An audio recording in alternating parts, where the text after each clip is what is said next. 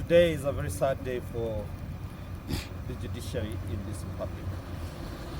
I say so because yesterday the Ethics and Anti-Corruption Commission did move the court in their application where they named one Bonareri N ID number given as a respondent in the application.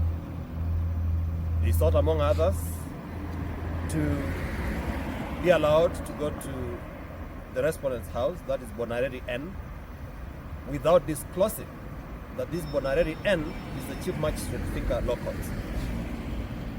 In processing the application, the court did issue orders directing that the Ethics and Anti-Corruption Commission officers get to the Honorable Bonareri's house and cut properties including electronics, laptops, phones, and any other material that was to be of assistance to them in an investigation that they are carrying. This morning, I was called alongside my colleague here, Danstan Omari, to get to the homestead in Siokimau, where the Honorable Magistrate stays. And indeed, we did find that there were officers from the EACC who had raided the homestead, and they were in an attempt to make an inventory. The Honorable Atambo was woken up at 6 in the morning when she was also preparing to go to her workstation in Thika. And indeed, she eventually never went to Thika and was brought to the Ethics and Anti-Corruption Commission offices.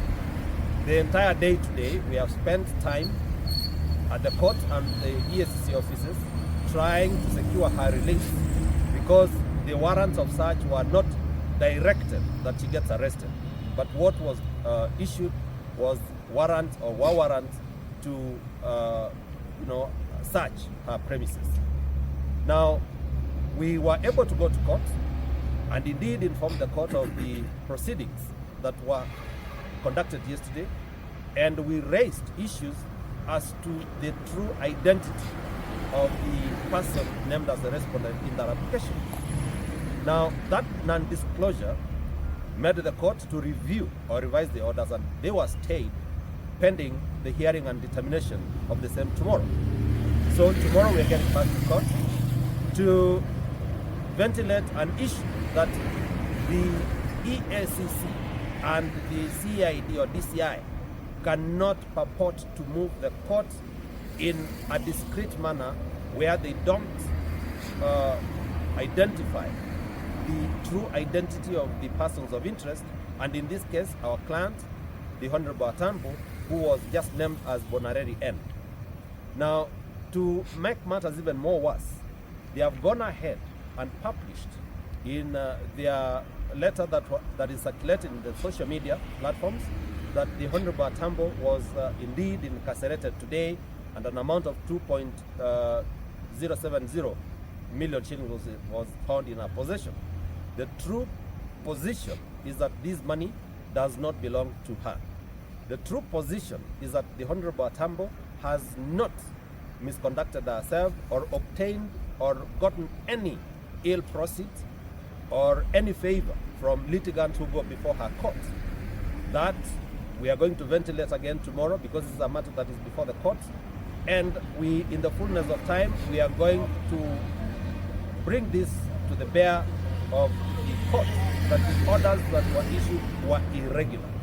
And that is the more reason that those orders were able to be set aside and stayed, and the Honorable Atambo released from this building that is behind us.